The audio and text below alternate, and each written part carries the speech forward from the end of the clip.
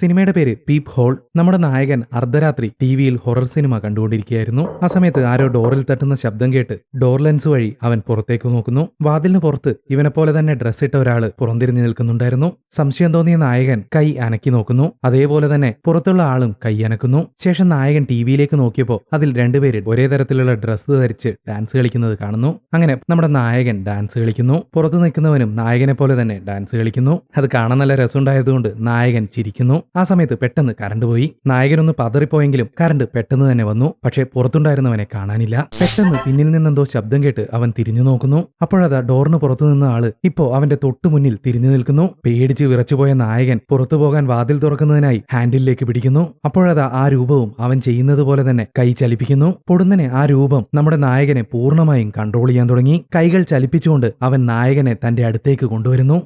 നായകൻ കണ്ടുകൊണ്ടിരുന്ന ഹൊറർ സിനിമയിലെ പ്രേതമായിരുന്നു അത്.